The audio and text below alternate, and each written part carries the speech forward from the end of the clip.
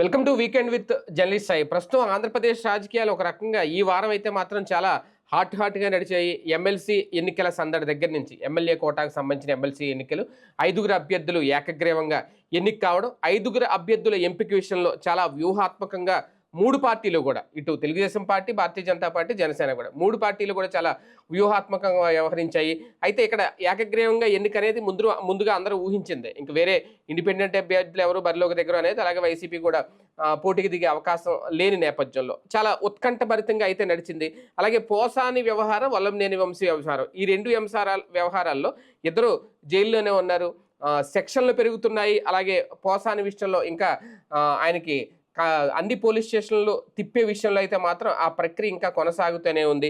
Judge గారి ముందు ఆయన కన్నీళ్లు పెట్టుకున్నారు అనే అంశం కూడా కీలకంగా మారింది. అవసరమైతే నన్ను నరికేయండి కానీ ఏంటి నాకు ఈ చిత్రహింసలు ఎందుకు నన్ను టార్గెట్ చేస్తున్నారు అనేది.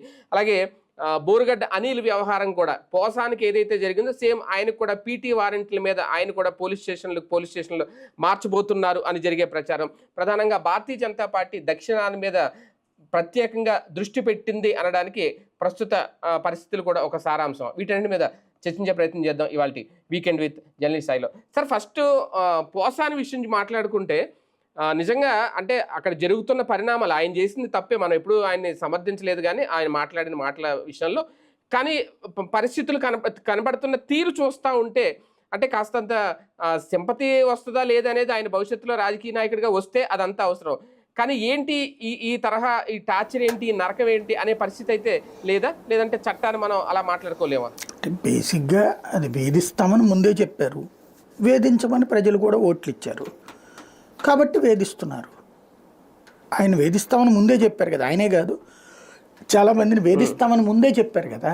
ఇప్పుడు ఎన్నికల్లో మనం ఏమంటున్నాం, దానికి సంబంధించిన హామీ ఏది, దీనికి సంబంధించిన హామీ ఏది అని అడుగుతున్నాం. అదే ఏది ఆ హామీ ఎందుకు అమలు చేయలేదు, ఈ హామీ ఎందుకు అమలు చేయలేదు అని అడుగుతున్నాం.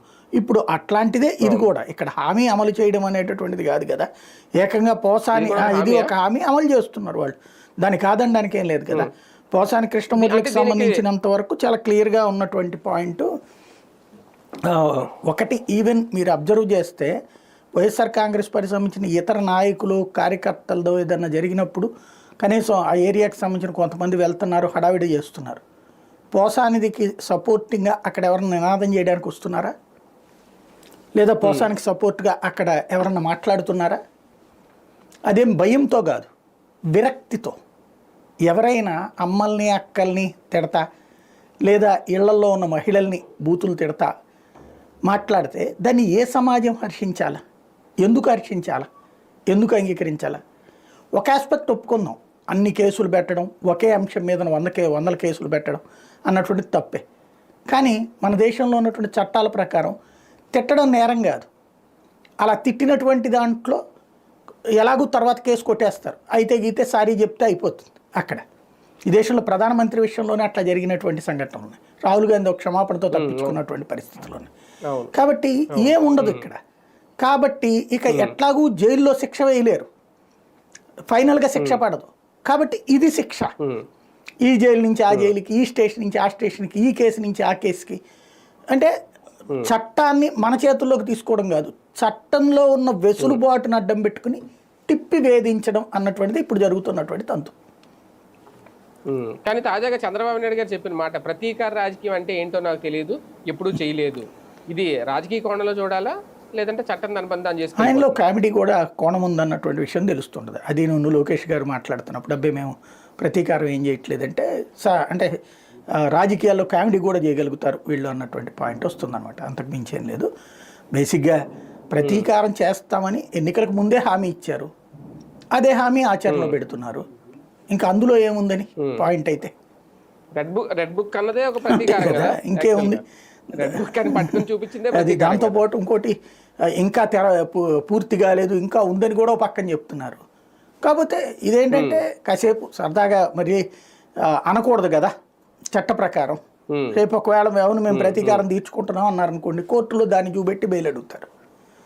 కాబట్టి అట్లాంటి వెసులుబాటు లేకుండా అవి మేము ప్రతీకారం ఏం తీర్చుకోవట్లేదు, ఆయన తప్పు చేశాడు కాబట్టి తిప్పుతున్నాం అలాగే. కానీ ఒక్కటి సార్, అంటే నేను ఇక్కడ చట్టాలని తీర్పులు నేను తప్పుబట్టి ఉద్దేశం కాదు, కానీ వివేకానంద రెడ్డి గారు లాంటి హత్య కేసులో గొడ్డలు తెచ్చి నరికి చంపిన వ్యక్తి అప్రూవర్గా మారి బయటకు వస్తే 2+2 గన్మ్యాన్లు ఇచ్చి భద్రత ఇచ్చి బయట తిప్పుతారు. ఓకే, ఈయన మాట్లాడిన మాటలు తప్పే, నేను కాదనన్ను. కానీ ఇక బెయిల్ 1, 2, 3, 4 బెయిల్ వచ్చేసినా సరే ఇంకో కేసులో మళ్ళీ ఇంకో స్టేషన్ తీసుకెళ్ళి కూర్చోబెట్టి ఈయన బయటికి వచ్చేస్తున్నానేమో అనుకుంటున్న టైంలో మళ్ళీ ఇంకో కేసులో వచ్చి ఏ పక్క జిల్లా వాళ్ళు ఎవరు తీసుకెళ్తారు కూడా ఆయనకే తెలియదు పాపం. అలా తీసుకెళ్ళిపోవడం ఎలా చూడాలంటే ప్రజలు ఎలా అర్థం చేసుకోవాలి? అంటే ఇక్కడ ఒక్కటేనే బేసిక్గా ఏంటంటే పబ్లిక్ కాన్సెప్ట్ ఎప్పుడూ కూడా ఒక స్పెషాలిటీ ఉంటుంది. ఇక్కడ దీంట్లో ప్రభుత్వం చేస్తున్నటువంటిది ఆషామాషి వ్యవహారం కాదు. ప్రభుత్వం అనే పాయింట్ ఆఫ్ వ్యూలో కావాలని చేస్తున్నది, ఇది ఓపెన్ సీక్రెటు.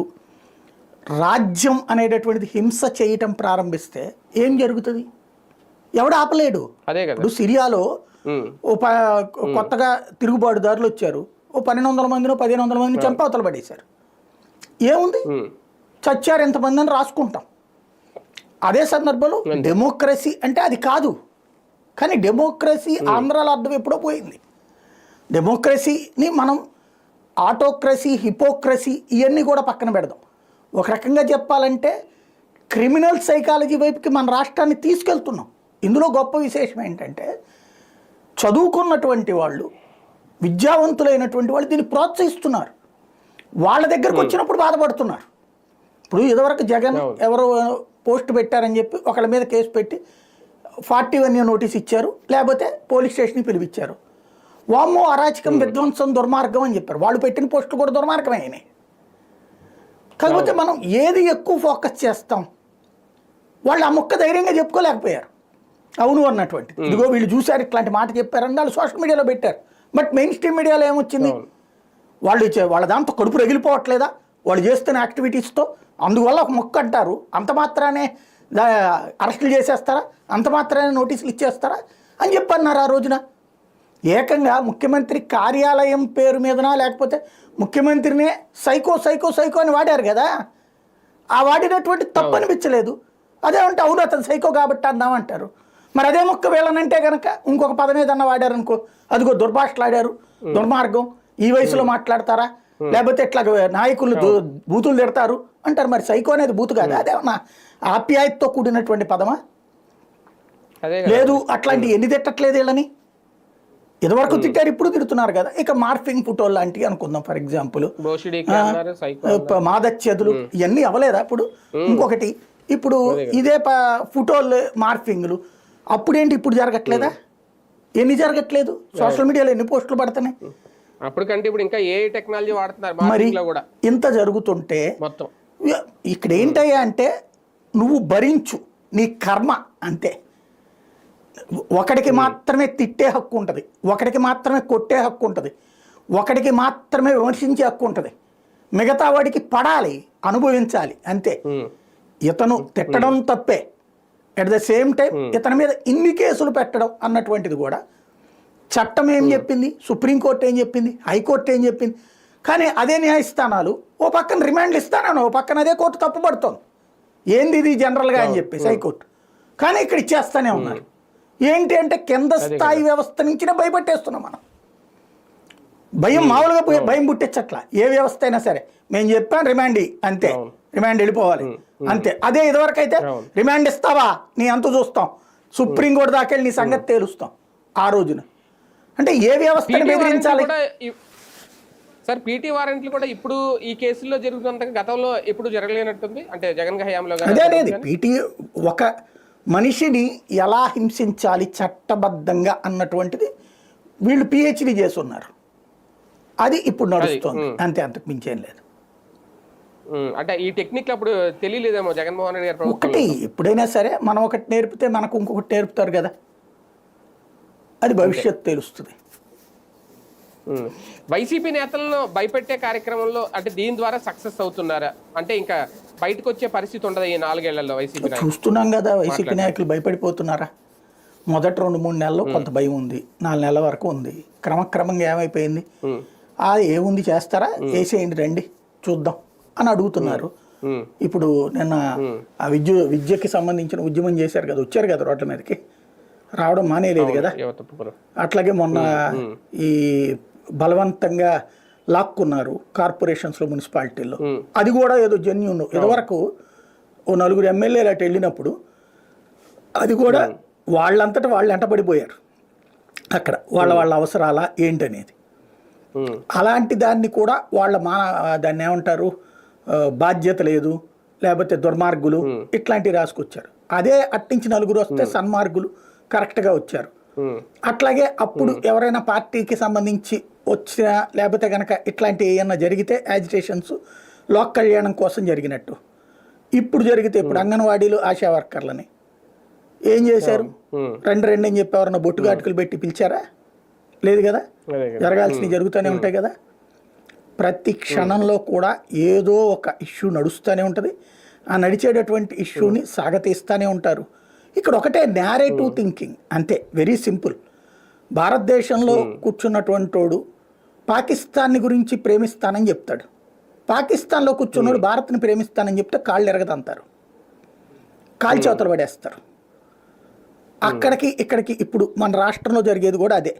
ఒకళ్ళకి విమర్శించే హక్కు ఉంది, అది ప్రతిపక్షంలో ఉన్న అధికారంలో ఉన్న. ఒకళ్ళకి తిట్టే హక్కు ఉంది, లేకపోతే కనుక గొడవ చేసే హక్కు ఉంటుంది అధికారంలో ఉన్న పక్షంలో ఉన్న. రెండో వాళ్ళకి సంబంధించి ఏం చేసినా సరే దారుణాతి దారుణం అన్నటువంటిది ఫోకస్ అవుతుంటుంది. ఇది కామన్ థింగ్ అనమాట. కానీ పిన్నెల్లి గారి మాచర్ల అక్కడ నియోజకవర్గంలో దాదాపు 200కు పైగా కుటుంబాలు ఇప్పటికీ ఇతర ప్రాంతాలకు వెళ్ళి తలదాచుకుంటున్నాయి.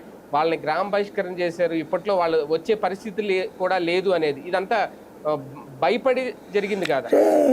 నేను 2000 సంవత్సరంలో తేజ టీవీకి అంటే జెమినీ తరపునే జాయిన్ అయింది. అప్పుడు జెమినీలో మెయిన్ ఛానల్లో న్యూస్ వస్తుంది. ఇదండి సంగతి కూడా వచ్చేది జెమినీ మెయిన్ ఛానల్లోనే. ఆ తర్వాత తేజ కిందకి మార్చారు అవి. బట్ ఆ జెమినీలో ఉన్నప్పటి నుంచినే నేను ఆ రోజు నిదండి సంగతి కోసం చేసిన స్టోరీల్లో ఇదొకటి. పల్నాడు ప్రాంతంలో ఫ్యాక్షనిజం ఎట్లా ఉంటుంది అన్నటువంటిది. ఒక ఊళ్ళు ఇక్కడిది చేశాను. తర్వాత కరీము నేను కలిసి నెల్లూరు జిల్లా పట్టప ఏరియాల్లో కూడా చేశాం, అంటే మత్స్యకార ఏరియాలో. ఏంటంటే మన రాష్ట్రంలో మీడియా అంతా చాలా గొప్ప మేధావులు అని అనుకుంటుంటాం, కానీ మీడియా కళ్ళెదురుగుండా కనబడుతున్నా రాసే దమ్ము లేనటువంటి జర్నలిజం మన దరిద్రం. ఆ రోజులు మేము దమ్ముగా రాసాం, అవి చూపించాం, వాళ్ళతోనే మాట్లాడించాం కెమెరాలు పట్టుకెళ్ళి. ఏంటి అంటే ఆ రోజుల్లో తెలుగుదేశం వాళ్ళు కాంగ్రెస్ అధికారంలో ఉంటే ఊళ్ళో వదిలి వెళ్ళిపోతారు, తెలుగుదేశం అధికారంలో ఉన్నప్పుడు కాంగ్రెస్ వాళ్ళు ఊరు వదిలి వెళ్ళిపోతారు. ఆ రోజు నుండి ఈ రోజు వరకు ఇప్పుడు పేర్లు మారినాయి అంతే. కాంగ్రెస్ ప్లేస్లో వైఎస్ఆర్ కాంగ్రెస్ వచ్చింది, తెలుగుదేశం ఇది కంటిన్యూషన్. వైసీపీ అధికారంలో ఉన్నప్పుడు మీకు గుర్తుంటే కనుక ఇట్లాగే ఆ పిన్నెల్లి ఏరియాలో ఉన్నటువంటి వాళ్ళందరూ కూడా అక్కడి నుంచి పారిపోయి వచ్చారు అని చెప్పేసి వాళ్ళందరినీ తీసుకొచ్చి గుంటూరు దగ్గర అక్కడ ఒక కళ్యాణ మండపంలో కూర్చోబెట్టి వాళ్ళకి భోజనాలు అవి ఏర్పాటు చేసి మీడియాని అందరినీ పిలిపించి విడివిడి ఇంటర్వ్యూలు అవన్నీ కూడా చేయించారు. పేపర్లు టీవీల్లో ఫుల్ పేజీ కవరేజ్ ఇచ్చారు. ఆ తర్వాత కోర్టుకు వేశారు, హైకోర్టుకు కింద కోర్టుకు వేశారు, ఇట్లా వాళ్ళకి రక్షణ లేదనేసి. అప్పుడు కోర్టు ఆదేశాలు ఈలోపే పోలీసులు కూడా గవర్నమెంట్ తరపున వైసీపీ గవర్నమెంట్ మనిషిని పంపించింది. వాళ్ళు వెళ్ళి ఎవరు మిమ్మల్ని అందరినీ మేము ఇంట్లో ఊళ్ళో చేరుస్తామని చెప్పేసి దగ్గరుండి తీసుకెళ్ళి ఊళ్ళకి పంపించారు వాళ్ళని. ఆనాడు జరిగింది అది. విమర్శించారు వీళ్ళు. ఆ తర్వాత వాళ్ళందరినీ దగ్గరుండి తీసుకెళ్ళి ఊళ్ళోకి పంపించారు. ఇవాళ రోజున అసలు ఆ ప్రయత్నం ప్రభుత్వం ఎందుకు చేయట్లేదు? ఇప్పుడు ఇవాళ జరిగింది, జగన్ దగ్గరికి వెళ్ళారు వాళ్ళు నిన్న 200 కుటుంబాలు. వెంటనే ఏం చేయాలి? బాధ్యత కలిగిన ప్రభుత్వం అయితే ఒక అధికారిని పంపించి ఇదిగో మీరు ఆ మనుషులు ఎవరినో మాకు అప్పచెప్పండి, మేము తీసుకెళ్ళి ఆ ఊళ్ళో ఎలాంటి గొడవలు లేకుండా చూస్తామని ప్రకటించాలి. నడిచిందా? నడవలేదు కదా.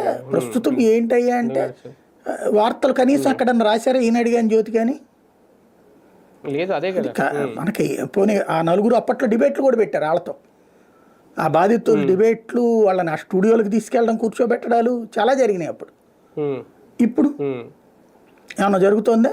సాక్షి వాడు పాలకులు మారిన పల్నాడు ప్రాంతంలో ఆ పరిస్థితి అయితే పల్నాడే కాదండి, పల్నాడు, ప్రకాశం జిల్లాలోని కొన్ని ప్రాంతాలు, రాయలసీమలోని కొన్ని ప్రాంతాలు, నెల్లూరులో ఉన్నటువంటి కొన్ని ప్రాంతాలు, మత్స్యకార ప్రాంతాలు ఉంటాయి కొన్ని. అవి అంతే, తరతరాలుగా అంతే. దాన్ని ఎవ్వడూ పరిష్కరించడు. ఏ కలెక్టర్లో ఎవరో కాస్త ఇనిషియేటివ్ తీసుకున్నారనుకోండి, మంత్రి ఎవరో ఫోన్ చేస్తారు, వార్నింగ్ ఇస్తారు. నడిచిపోతుంది. అసలు అయితే అక్కడ ఉంటాయి కొన్ని కొన్ని, ఎంత బాధ అనిపించిందంటే ఆ ఏరియాలో అప్పుడు స్టోరీలు చేసేటప్పుడు, ఆ తర్వాత నేను తేజాలో చేశాను, టీవీ 9లో ఉన్నప్పుడు కూడా చేశాను 30 మినిట్స్ వాటికి కూడా. ఒక్కొక్క ఇల్లు ఉంటుంది, రాజభవనం లాగా ఉంటుంది. మన అరుంధతి సినిమాలో అది ఉంటుంది చూడండి, పెద్ద ప్యాలెస్, అట్లాంటి ఇల్లు ఉంటాయి వాళ్ళవి. పేద పేద పొలాలు ఉంటాయి, ఎండిపోయి ఉంటాయి. అంటే ఒక వర్గం వెళ్ళిపోతే ఆ వర్గం పొలాలన్నీ ఏంటి అంతే, ఇక వాడు బీడు పెట్టేసినట్టే. ఇది ఇవాళ జరగట్లేదు, దశాబ్దాలుగా జరుగుతోంది. ఇట్లాంటి వాటిని అసలు పరిష్కరించాలన్న ఆలోచన కూడా ఏ ప్రభుత్వాలకు ఉండట్లేదు. అది విచిత్రం. మరి దరిద్రం ఏంటంటే అయితే వాళ్ళు లేకపోతే వీళ్ళే ఉంటున్నారు కదా అధికారంలో, థర్డ్ ఆల్టర్నేటివ్ లేదు. దెన్ ఏం నడుస్తుంది? రాజకీయం ఇంతే.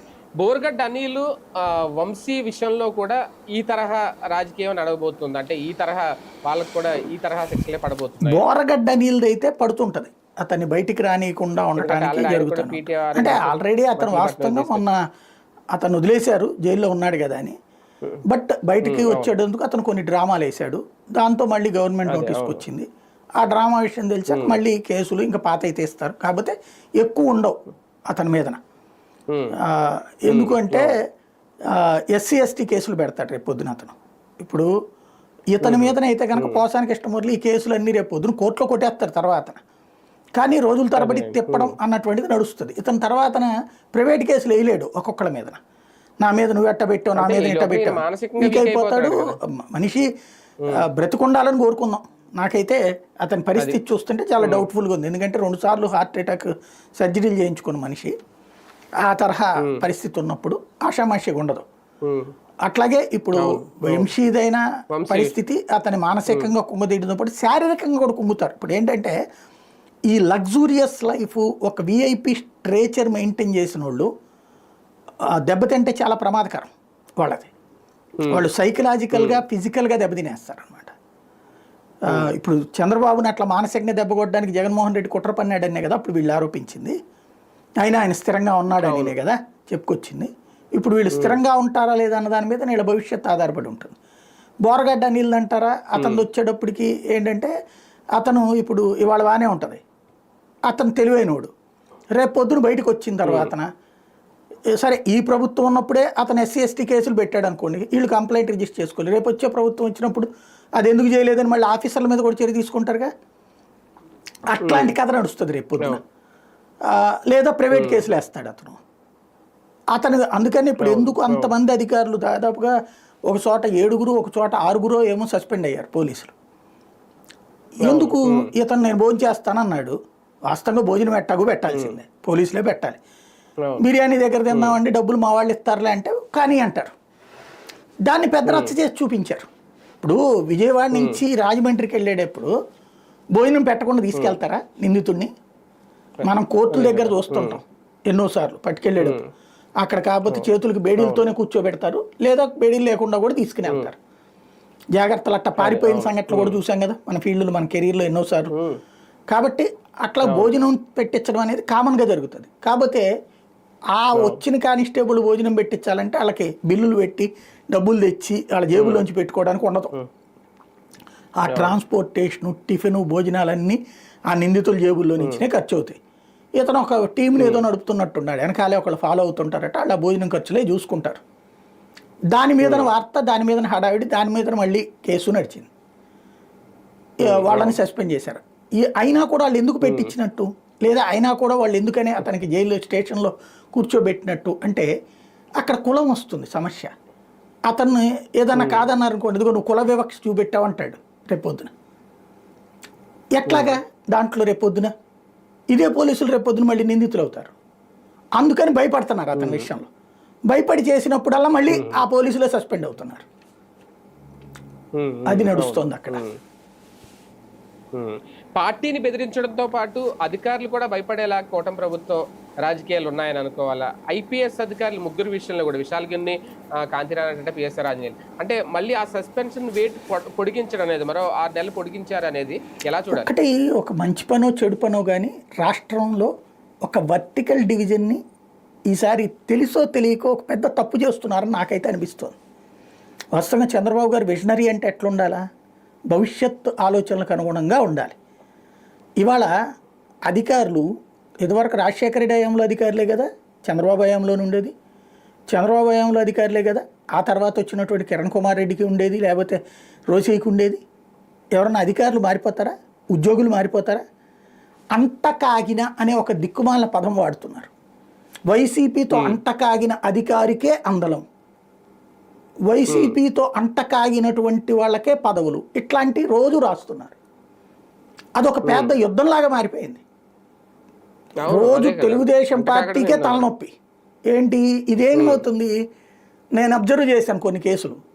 దాంట్లో ఎట్లా ఉంటుందంటే, ఇప్పుడు మన ఆఫీస్లో ఒక 2-3 ఉన్నారు, ఒకరికొకరికి పడదు. ఒకటి మెయిన్ పొజిషన్ కావాలని కోరుకుంటాడు, ఆ రెండో వాడిని దెబ్బతీయాలంటే వాడు ఇట్టంటోడు వాడు అట్టంటోడు అని రెండో వాడు చెప్తాడు. ఇది కామన్గా ఆ ఉద్యోగుల్లో ఉండేది.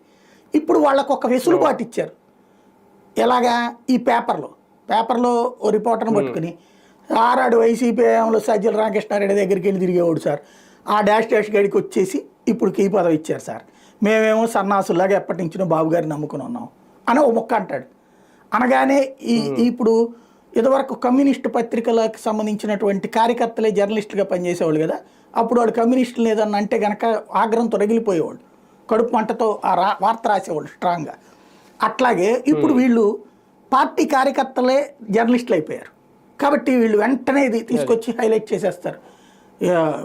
రాత్రి పగలు శ్రమించి కష్టపడి వాళ్ళ చంద్రబాబు అధికారంలోకి రావడానికి కారణమైనటువంటి తెలుగుదేశం పార్టీ కూటమి అధికారంలోకి రావడానికి ప్రాణాలు త్యజించి కష్టపడ్డటువంటి కార్యకర్తలందరూ బాధపడిపోతున్నారు, మనోవేద చెందుతున్నారు. ఆ రోజున వైసీపీతో అంటకాగినటువంటి అధికారి కిందలు ఎక్కించారంట అని. ఎవడు అప్పుడు ఉన్నటువంటి అధికారి సజ్జల దగ్గరికి వెళ్ళాడు, లేకపోతే ఎవరి దగ్గరికి వెళ్ళాలా? సజ్జల దగ్గరకో లేకపోతే ఇంకొక వైసీపీ ఎంపీ దగ్గరకో ఎమ్మెల్యే దగ్గరికి వెళ్ళకుండా తెలుగుదేశం దగ్గరికి వెళ్తాడా అప్పుడు ఉన్నోడు? మరి అది ప్రభుత్వం అధికారం, అది అధికారంలో లేనప్పుడు ఆడ దగ్గరికి వెళ్ళాడంటే ఒక అర్థం ఉంది, వాళ్ళు ఒకటనేది. కానీ అధికారంలో ఉన్నప్పుడు అధికారి దగ్గరికి వెళ్తాడు. ఇవాళ ఉన్నారు, ఇవాళ తెలుగుదేశం పార్టీ అధికారంలో ఉన్నప్పుడు ఇవాళ ఉన్న అధికారులు అందరూ తెలుగుదేశం అంటకాగుతున్నట్ట. ఇవాళ ఉన్నటువంటి వాళ్ళందరూ తెలుగుదేశం ఎమ్మెల్యేల మాట ఎంపీల మాటగా వింటుంది. మరి ఇప్పుడు వీళ్ళతో అంటకాగుతున్నట్టు అంటే ఏమవుతుంది? వాస్తవంగా ఉద్యోగులని మనం వదిలేస్తున్నాం. వాస్తవంగా ఉద్యోగులు అందరూ గొప్పగా ఓట్లేశారు మొన్నటిసారి తెలుగుదేశానికి. వాళ్ళని వర్టికల్గా చీల్చి జగన్ నువ్వు వీళ్ళని తీసుకోపో, వీళ్ళందరూ నీ వాళ్ళు నీ టైంలో ఈ పోస్టులో ఉన్నారా, నీ పేరు మీ వాళ్ళ పేర్లు చెప్పుకుని వీళ్ళందరూ మేము వేధిస్తున్నాం, 5 ఏళ్ల తర్వాత ఈ సగం మంది ఓట్లు నీకే తీసుకోపో, మాకు అక్కర్లేదు అయ్యి అని చెప్తున్నట్టుంది. అంతే తప్పించి ఏమన్నా ప్రయోజనం ఉందే దాంట్లో? ఇంకోటి అదే అధికారులు కదా పనిచేయాల్సింది. నువ్వు చెప్పిన పని చెయ్యకపోతే అధికారిని తప్పుపట్టు. ఎందుకంటే ఏ ప్రభుత్వం అధికారులు ఉంటే ఆడు చెప్పిన పని చేయడం అనేదాన్ని వాళ్ళు ఒక బాధ్యతగా తీసుకుంటున్నారు. యాక్చువల్గా అయితే కాన్స్టిట్యూషనల్గా వర్క్ చేయాలి. కానీ కాన్స్టిట్యూషన్ ఇప్పుడు కాన్స్టిట్యూషన్ అంటే పార్టీ కాన్స్టిట్యూషన్, ఎవడు అధికారం ఉంటే వాడి కాన్స్టిట్యూషనే అంతే. ఇక అట్లాంటప్పుడు అదే వాళ్ళు పాటిస్తున్నారు. అది ఏడవాల్సింది ప్రజలు. ఇదేం కర్మరా, రాజకీయ అధికారాలు ఏంటి అన్నటువంటిది ప్రజలకు అది అర్థం కావట్లా. కాబట్టి ఇక్కడ కథ నడిచిపోతుంది అంతే. ఎంతకాలం ఈ కర్మ పడుతుందో రాష్ట్ర ప్రజలకి అది అనుభవిస్తూ ఉండని ఏం చేస్తాం. అంటే రాజకీయ నాయకులనే కాదు అధికారులను కూడా భయపెట్టే పరిస్థితి. అదే చెప్తున్నారు కదా, ఇక్కడ ఎవరికో మనకి ఏంటంటే ఇద్దరు కొట్టుకుంటున్నారండి, కొట్టుకుంటున్నప్పుడు ఆ ఉన్మాదాన్ని కంట్రోల్ చేయాలి లెక్క ప్రకారం. అలా కాకుండా కొడు పగిలిపోయింది మొహం పగలగొట్టు అనేది ఎవరు మాట్లాడతారు? ఇది సైకోగాళ్ళు మాట్లాడతారు, మానసిక చిత్తభ్రాంతితో ఉండేవాళ్ళు మాట్లాడతారు, ఇక తగవులు పెట్టుకునే దరిద్రం ఉన్నోళ్ళే మాట్లాడతారు. అంతేగాని ప్రశాంతత కోరుకుంటుంది కదా సమాజం. కానీ దీన్ని ఎంకరేజ్ చేస్తున్నాం మనం. నువ్వు చెప్పావుగా, నేను తీసేసా, ఆడు అట్టంటోడంటగా ఇది ఎట్టంటోడగా క్యారెక్టర్ అసాసినేషన్ దారుణంగా చేస్తున్నారు అనమాట. వాడు అంతంట విడింతంట అట్టగంట అక్కడికంట ఇక్కడికంట, మహిళలతో సహా కదా, మహిళాధికారులతో సహా కదా. ఎవడెవరు దేవాదాయ శాఖ అధికారి విజయసాయి రెడ్డికి లింక్ పెట్టారు. ఏం మాట్లాడతారు ఇందులో? ఇదే ఇదివరకైతే కనుక అది క్రైమ్ అవ్వాలి, కానీ రివర్స్ అవుతుంది ఇప్పుడు. అది ఇదివరకు కూడా మహా అయితే ఎవరైనా అధికారంలోకి రాగానే వాళ్ళు ట్రాన్స్ఫర్ చేయడం, వాళ్ళకి నచ్చిన వాళ్ళని తెచ్చుకోవడం ఇంతవరకు ఉండేది. ఇప్పుడు ఏకంగా కేసులు పెట్టడం, వాళ్ళ మీద వాళ్ళని సస్పెండ్ చేయడం, ఆ సస్పెన్షన్లు పొడిగించడం, అంటే అధికారులు ఐపీఎస్ స్థాయి, ఐఏఎస్ స్థాయి అధికారులు కూడా బెదిరించే పరిస్థితి ఈ ప్రభుత్వం ఎందుకు వచ్చింది? ఇక్కడ దాంట్లో ఒకటం లేదు. ఇప్పుడు ఇదివరకు జగన్ ని దెబ్బ కొట్టడం కోసం అప్పుడు అధికారులు ఐఏఎస్ఎల్ ఐపీఎస్ల మీద కేసులు పెట్టలేదా? అప్పటి నుంచి ప్రారంభమైన దరిద్రం కంటిన్యూ అవుతోంది. అదే తెలుగుదేశం పార్టీ అధికారంలో ఉన్నటువంటి సందర్భంలో కొంతమంది కాంగ్రెస్ పార్టీ అధికారుల మీద కేసులు పెట్టించింది. అయితే చంద్రబాబు ఎక్కువ ఇట్లాంటివి చేయడు. అప్పుడు కాంగ్రెసే పెట్టించింది ఆ కేసులు, అదేం తెలుగుదేశం పెట్టించలా. ఇప్పుడు ఆ శ్రీలక్ష్మి ఇట్లాంటి వాళ్ళందరి మీద కేసులు కూడా అప్పుడు బాగానే ఉండేది తెలుగుదేశం. అయితే తెలుగుదేశం ఈ దఫా ఎట్ట మారిందంటే, మొన్నటిసారి బాధితులైన అధికారులు లైక్ ఏబి వెంకటేశ్వరరావు లాంటి వాళ్ళు, దాని మూలంగా కార్యకర్తలు వచ్చినటువంటి ఫీలింగ్, మనోడు అధికారంలోకి వచ్చినప్పుడు అలా అధికారులను ఐఏఎస్లు ఐపీఎస్లు పరిపాలన చేస్తాడు, అదే వాడు చూడు ఐఏఎస్లు ఐపీఎస్లు ఎట్ట తొక్కిన ఆరదేస్తున్నారో మనోడు ఎట్ట చేయాలి అని చెప్పి చెప్పుకొచ్చారు. ఇప్పుడు అది ఆచరణలో ఒకటి కాదు, మేము చూడు 100 మంది అధికారులు నడిపిస్తున్నామని చెప్తున్నారు వీళ్ళు. అంతే, పేరు చివరన 2 అక్షరాలు ఉన్నటువంటి అధికారి ఎవరైనా సరే ఇవాళ రోజున మెయిన్ స్ట్రీమ్లో ఉండటానికి వీల్లేదు. అలా ఉన్నటువంటి వాళ్ళు సక్సెస్ఫుల్గా పనిచేసిన 4 రోజులు పోయిన తర్వాత ఏదో ఒక కాంట్రవర్సీలో పక్కెళ్ళిపోబడతారు. అది ప్రస్తుతం జరుగుతున్న తంతు. మండలిలో ఎమ్మెల్సీ స్థానాలకు సంబంధించి ఎంపిక చేసిన అభ్యర్థుల విషయంలో అంటే ఏకగ్రీవంగా ఎన్నికైపోయారు, ఇంకా వేరే ఆప్షన్ అయితే లేదు. ఎలాగే ఎవరు ఇండిపెండెంట్లు రాలేదు, ఎవరు పోటీ చేసే ఇది కూడా లేదు కాబట్టి. కానీ 3 పార్టీలు కూడా అభ్యర్థుల ఎంపిక విషయంలో చాలా వ్యూహాత్మకంగా వ్యవహరించాయని అనుకోవాలి. అంటే ఇక్కడ బేసిక్గా వ్యూహం లేదు, పాడు లేదు. దీంట్లో ఏం వ్యూహం ఉంటుందని, అవతల ఏమన్నా ప్రతిపక్షం ఏమన్నా పోటీ పెట్టి ఒక అభ్యర్థిని ఇళ్లలో నుంచి సీట్లు తీయాలనుకుంటే అప్పుడు దాని వెనకాల పెద్ద వ్యూహం ఉంటుంది. ఓన్లీ ఒకటే, ఆల్రెడీ పవన్ కళ్యాణ్ తనకి ఎమ్మెల్సీ సీటు కావాలన్నాడు, వాళ్ళ అన్నయ్యకి కావాలన్నాడు, అదే సందర్భంలో ఆయనకి మంత్రి పదవి కూడా కావాలన్నాడు, ఓకే చేశారు. కాకపోతే మధ్యలో చిన్న గేమ్ నడిపింది. బాబు గారికి తెలియ జరిగిందో కానీ తెలుగుదేశంకి ఆస్థాన విద్వాంసులైనటువంటి పత్రికలు, లేదంటే తెలుగుదేశం పార్టీ బైబుల్లా భావించేటటువంటి, భగవద్గీతలాగా భావించేటటువంటి పత్రికలు తప్పుడు వార్తలు రాసినాయి. నాగబాబుకి వద్దన్నారు అని చెప్పేసి. ఏమొద్దన్నారు? ఎమ్మెల్సీ వద్దన్నారు. ఏమి ఇద్దామన్నారు? ఒకళ్ళేమో ఎంపీ ఇద్దామన్నారని, ఇంకొకళ్ళేమో అదేదో కార్పొరేషన్ చైర్మన్ ఇద్దామని. అంటే ఈ ఇద్దరు కూడబలుక్కుని రాశారా? మేబీ అక్కడ ఏమయ్యేది, అన్నతమ్ముల మధ్యన గొడవ. అట్లా కాదు కదా, అసలు వద్దన్నారు అనే పాయింట్ ఎవరు చెప్పారు? ఒక్కొక్కళ్ళు ఒక్కొక్క కోణాన్ని దాంట్లో నుంచి ట్విస్ట్ చేసుకొచ్చారనమాట. కొంత ఏదో ఊహించి, కొంతేమో ఇద్దరు కూడబలుక్కుని నాగబాబుకి వద్దు అన్న పాయింట్కి ముందు ఇమ్మీడియట్గా తీసేయడానికి. అదేంటి, ఒక రకంగా చెప్పాలంటే అన్న తమ్ముల మధ్యన గొడవ పెట్టడం. అది చేసింది ప్రయత్నం ఎందుకు చేశారో మరి వాళ్ళకి తెలియాలి, ఆ పత్రికలకి. ఎందుకంటే చంద్రబాబు పవన్ కళ్యాణ్ ఇద్దరి మధ్యన జరిగినటువంటి మీటింగ్లో సమాచారం పవన్ కళ్యాణ్ చెప్పాలి. ఆయన అయితే ఇట్లా చెప్పుండడుగా, చంద్రబాబు అయితే చెప్పుండారా? మరి ఎట్టా వచ్చింది ఆ పాయింట్? ఒక రకంగా అలా రాయడం, ఒక ప్రముఖ పత్రికల్లో ఫ్రంట్ పేజీలో రాయడం ఒక మేజర్ డిజాస్టర్. మరి వాళ్ళు ఎందుకు రాశారు అలా తెలియదు కానీ దాన్ని బాబా జనసేన ఏమనలేదు కాబట్టి వాళ్ళకి వదిలేద్దాం, వాళ్ళ విచక్షణకి మాట్లాడలేదు, అయిపోయింది. అయితే వెంటనే అందుకని దానికి రివర్స్ ఎత్తే వేశాడు పవన్ కళ్యాణ్. తనే అభ్యర్థిని అనౌన్స్ చేస్తూ కన్ఫర్మ్ చేయమని చెప్పడం, మళ్ళీ నామినేషన్ సంబంధించి అప్పుడు చివరి నిమిషంలో పార్టీ జాగ్రత్తగా తెలివిగా వ్యవహరించింది. స్వయంగా లోకేష్ దగ్గర ఉండి నామినేషన్ పత్రాలు ఇప్పించడం, తద్వారా ఆ పత్రికలు చేసిన తప్పుని సరిదిద్దాడు ఆయన Lokesh. At the same time Pawan Kalyan వ్యూహం స్ట్రాంగ్గానే ఉన్నాడరా అని తెలిసింది. ఇది ఒక ఆస్పెక్ట్. రెండవది భారతీయ జనతా పార్టీది. భారతీయ జనతా పార్టీకి సంబంధించి సోమవీర్రాజు ఎంపిక అన్నటువంటిది అనూహ్యమైనటువంటిది. వాళ్ళ పార్టీ నిర్ణయం వాళ్ళే తీసుకుంటారు స్వతంత్రంగా, ఎవరి మీదనో డిపెండ్ కాదు అన్నటువంటి ధైర్యాన్ని కార్యకర్తకి ఇచ్చినటువంటి సందర్భం. ఎందుకంటే సోమవీర్రాజు, విష్ణువర్ధన్ రెడ్డి ఇట్లాంటి వాళ్ళంటే తీవ్రమైనటువంటి, జీవీఎల్ నరసింహారావు ఇట్లాంటి వాళ్ళని ఒక ట్రోల్ చేస్తూ ఉంటుంది టీడీపీ టీం. అట్లా ట్రోల్ చేసే టీంకి సంబంధించినటువంటి సోమవీర్రాజుని వాళ్ళు వాస్తవంగా అయితే కనుక నిజమైన ఆర్ఎస్ఎస్ నుంచి వచ్చిన బీజేపీ నాయకులు వాళ్ళు భారతీయ జనతా పార్టీ అన్న ఆత్మతోనే పనిచేస్తారు. అంతే తప్పించి వాళ్ళేమి చంద్రబాబు మీద వ్యతిరేకత కాదు, జగన్ మీద వ్యతిరేకత కాదు, అలాగని ఇద్దరి మీద ప్రేమ కాదు.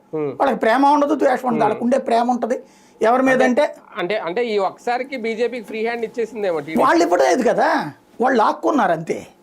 అక్కడ బేసిక్ అదే ఏదైనా అభ్యర్థి నాగబాబు విషయంలో ఫ్రీ హ్యాండ్ ఇచ్చారన్నామా, లాక్కున్నారు వాళ్ళు అంతే, వీళ్ళు లాక్కున్నారు అంతే. అదే అదే ఇప్పుడు సాధారణ ఎన్నికలతో పోలిస్తే పాతూరి నాగభూషణము ముళ్ళపూడి రేణుకా పేర్లు ఇచ్చారట యాక్చువల్గా. వాళ్ళిద్దరిలో ఎవరో ఒకళ్ళకి ఇవ్వమని చెప్పేసి ఓ ప్రపోజల్ వెళ్ళిందట ఢిల్లీకి. అది మరి సొంత పార్టీ వాళ్ళు పెట్టారా అవతల పార్టీ వాళ్ళు చెప్పారో తెలియదు. ఇద్దరు తెలుగుదేశమే, ఇదే ఇద్దరు బీజేపీనే. ఒకప్పుడు తెలుగుదేశంలో వచ్చినోడు, కానీ ఇద్దరు బాగానే కష్టపడుతున్నారు భారతీయ జనతా పార్టీ. కానీ ఇప్పటికే బీజేపీలో కార్యకర్తలకు ఉన్న అసంతృప్తి ఏంటది, 10 మంది ఎమ్మెల్యే సీట్లలో ఒక్కటే అనుకుంటా బీజేపీ వాళ్ళకి వచ్చింది, సత్యకుమార్ యాదవ్కి. మిగతాదంతా రాంగే కదా. అట్లాగే అంత తెలుగుదేశం నుంచి వచ్చిన వాళ్ళకి, తెలుగుదేశం చెప్పిన వాళ్ళకి ఇచ్చారు కదా. 6 ఎంపీ సీట్లలో ఒక్క శ్రీనివాస్ వర్మ తప్పించి మిగతా వాళ్ళందరూ ఎక్కడి నుంచి వచ్చిన వాళ్ళు, తెలుగుదేశం నుంచి వచ్చిన వాళ్ళు, తెలుగుదేశం రికమెండేషన్తో వచ్చిన వాళ్ళే కదా. ఆ రెండిటితో అసంతృప్తితో ఉన్నటువంటి భారతీయ జనతా పార్టీ క్యాడర్కి ఒక సాటిస్ఫై చేసింది శ్రీనివాస్ వర్మది. అట్లాగే రెండవది అదే శ్రీనివాస్ వర్మకి మంత్రి పదవి ఇవ్వడం ద్వారా ఈ ఆర్ఎస్ఎస్ నుంచి ఫ్రమ్ ద బిగినింగ్ పార్టీని నమ్ముకుని వేరే పార్టీలకు పోకుండా కూర్చున్న కార్యకర్తకి కాస్త మానసిక సంతృప్తిని ఇచ్చారు. ఇప్పుడు మళ్ళీ సోమవీర్రాజుకి రెండోసారి ఇవ్వడం ద్వారా అందులో చాలా గేమ్స్ నడిచినాయి. ఆయన నామినేషన్ వెయ్యనీయకుండా చేస్తే రెండోసారికి కథ మార్చే ప్రయత్నము జరిగింది. ఆలస్యం చేయడం ద్వారా స్టేట్లోనే జరిగింది. చివరి నిమిషం దాకా చాలా గేమ్స్ జరిగినాయి.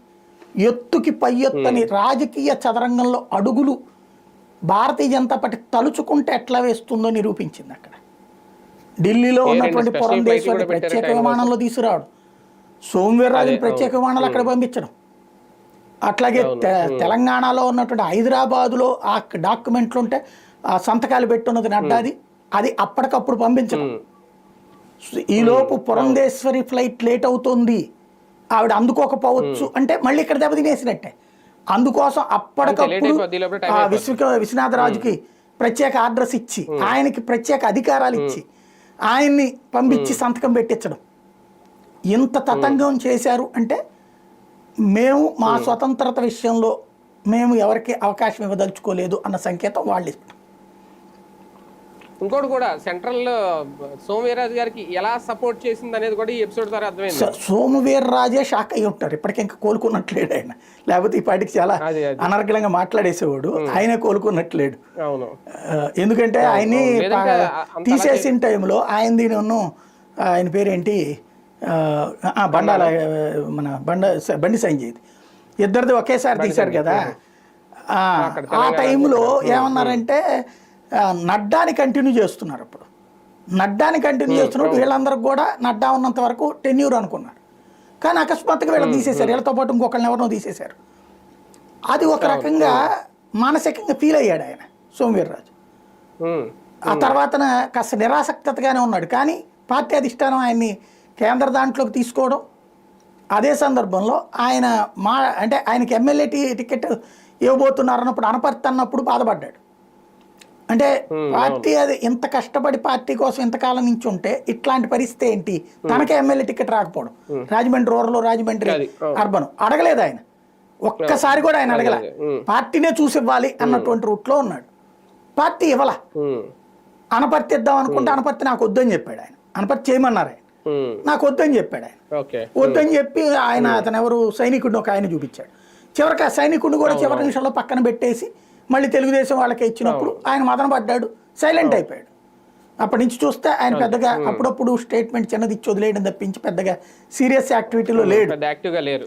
అలాంటి మనిషికి ఎంత వాల్యూ ఇవ్వడం అంటే ఓ రకంగా యుద్ధం చేసింది భారతీయ జనతా పార్టీ అధినాయకత్వం. అది బీజేపీ శ్రేణుల్లో ఒక ఉత్సాహాన్ని తెచ్చిపెట్టిందని చెప్పాలా. అంటే గుర్తింపు ఎలా ఉంటది అనుకుంటే మొదటి నుంచి కష్టపడే వాళ్ళకి అనుకుంటే ఏమైనా చేస్తుంది అనేది చూపించింది అనమాట, ఎంత దూరమైనా వెళ్తుందని. తెలుగుదేశం పార్టీ కూడా ఆ ముగ్గురు ఎంపిక విషయంలో అంటే వ్యూహం ఉందా లేదనేది ఒకటి. అంటే ఏ ఉద్దేశంతో గ్రేస్మాన్ సడన్ గా తెర మీద తీసుకొచ్చారు బేద రవిచంద్రన్ లేదంటే బిటి నాయుడు గారిని, ఎలా కొత్త తరానికి అవకాశం ఇవ్వాలి. ఇప్పుడు అప్పుడే చెప్పేశారు కదా లోకేష్ చంద్రబాబు కూడా, సీనియర్లని ఇక కాస్త పార్టీ యాక్టివిటీల్లో ఇన్వాల్వ్ చేసి ఈ ప్రజాప్రతినిధులు భవిష్యత్ తరాలని పరిచయం చేయక తప్పదు అన్నటువంటి పాయింట్ చెప్పుకొచ్చేసారు వాళ్ళు. అంటే మామూలుగా మండలి అంటే పెద్దల సభకి ఎక్కువ సీనియర్లు పంపిస్తారు, బాబు గారి ఆలోచన అయితే అలాగే ఉంటుంది. కానీ ఈసారి బాబు గారి ఆలోచన అయితే పూర్తిగా పక్కన పెట్టి కంప్లీట్ గా లోకేష్ గారే లీడ్ తీసుకున్నారు, అందుకే వాళ్ళకి అవకాశాలు ఇదేం లేదు. లోకేష్ ఇనిషియేటివ్ అన్నది కరెక్ట్, నో డౌట్. అందులో బాబు గారు ఇట్లాంటి ఆలోచన చేశారని కూడా నేను అనుకోను. ఇప్పుడు టోటల్గా లోకేష్ డిసైడ్ చేస్తుంటే బాబు గారు సంతకం పెడుతున్నారు. ఇప్పుడు ఆయన గవర్నర్ పాత్ర, తెలుగుదేశం గవర్నర్ ఆయన, అంతే, తెలుగుదేశం పార్టీలో గవర్నర్ అనమాట. ఆయన స్పీచ్ అది ఇస్తుంటారు, దాన్ని ఏమంటారు, ఉభయ సభలను ఉద్దేశించి ప్రసంగం లాంటివి ఇస్తుంటారు ఆయన. అదే సందర్భంలో ఆచరణ అంతా కూడా ముఖ్యమంత్రి ప్రజెంట్ కరెక్ట్గా చెప్పాలంటే ఇన్ఛార్జి ముఖ్యమంత్రి లోకేష్, అది క్లియర్, తప్పు కూడా లేదు. ఎందుకంటే నెక్స్ట్ తరం సెట్ కావాలి కదా. ఇక్కడ లోకేష్ నేను మొండోడిని, కరెక్ట్గా ఉంటాను, బాధ్యతగా ఉంటాను, యువతరానికి అవకాశం కల్పించడానికే కదా ఆయన యువగళం యాత్ర చేసింది. అప్పుడే చెప్పాడు కదా యువతకే నేను ప్రాధాన్యత ఇస్తానని చెప్పేసి. 25% సీనియర్లు, 10% 25% అని చెప్పాడు, మిగతా అంతా యువతరమే అని చెప్పాడు కదా. దానికి అనుగుణంగానే ఎమ్మెల్యే సీట్లు కన్ఫర్మ్ చేయించాడు. ఇప్పుడు కూడా అట్లాగే చేశాడు. ఓవరాల్గా చూస్తే అతను కరెక్ట్గా ఉన్నాడు. పార్టీ భవిష్యత్తు నిర్దేశించాల్సింది ఇప్పుడు తయారయ్యే నాయకుడు. ఇప్పుడు ఆ రోజుల్లో దేవినేని ఉమా, పయ్యోలు కేసు, ధూళిపాళ్ల నరేంద్ర, పత్తిపాటి పుల్లారావు, ఇదంతా ఒక బ్యాచ్, ఆలపాటి రాజా, ఇదంతా వాళ్ళు 25-30 ఏళ్ళు అనుభవించారు కదా. అధికారమా ప్రతిపక్షమా ఇది పక్కన పెడితే ఒక తరం అయింది. ఇక అక్కడే పట్టు కూర్చుంటే కొత్త బ్యాచ్కి ఎట్లాగొస్తుంది? ఇప్పుడు అందుకు గ్రీష్మ, బేద రవిచంద్ర ఇట్లాంటి వాళ్ళందరూ ఇంకొక తరం ట్రెండింగ్లోకి తెస్తున్నారు అనమాట. అంటే ఒక రకంగా మండలిలో అయితే టీడీపీ బలం పెరుగుద్ది, ఇప్పుడు కాదైనా ఉండి కొద్దీ పెరుగుతుంది, వైసీపీ బలం కూడా తగ్గుతుంది. ఇలాంటి టైంలో కాస్తంత ఫైర్ బ్రాండ్లు ఏమైనా తీసుకురావాలని అనుకుంటుందా? అట్లా ఏం కాదు. ఒకసారి ముందు అవకాశాలు ఇస్తున్నప్పుడు వాళ్ళు ఆటోమేటిక్గా ఫైర్ బ్రాండ్లు అవుతారు, వాళ్ళు ప్రూవ్ చేసుకుంటారు ఆటోమేటిక్గా. 2027 దాకా మళ్ళీ అవకాశం లేదు, ఈ లోపుగా ఈ సెట్ చేసుకోవాలన్నమాట. ఈ వ్యవహారంలో పవన్ కళ్యాణ్ లేదంటే జనసేన, అంటే ఆయన పార్టీని ఆయన చక్కబెట్టుకోవడంలో పవన్ కళ్యాణ్ సక్సెస్ అయ్యారా సొంత పార్టీని చక్కబెట్టుకోవడంలో? అదే టైంలో పిఠాపురంలో తన నియోజకవర్గంలో తన పార్టీని కాపాడంలో కూడా వర్మని పక్కన పెట్టి కూడా ఆయన సక్సెస్. అంటే వర్మని ఆయన పక్కన పెట్టారని ఎట్లా చెప్తాం? వర్మ తెలుగుదేశం క్యాండిడేట్, తెలుగుదేశం పక్కన పెట్టింది అనాలి కానీ ఆయన ఎట్లా పక్కన పెడతాడు? అదే ఆయన పెట్టకపోయినా కూటమి పక్కన పెట్టి ఎట్లా అంటాడు? ఆయనకేం పని? ఆయన ఏమన్నా వర్మ ఏమన్నా పవన్ కళ్యాణ్కి పెద్ద పోటీదారా? వర్మ ఆఫ్టర్ ఆల్ ఆ నియోజకవర్గానికి పరిమితం, 3 సార్లు పోటీ చేశాడు, ఒకసారి గెలిచాడు ఇండిపెండెంట్గా.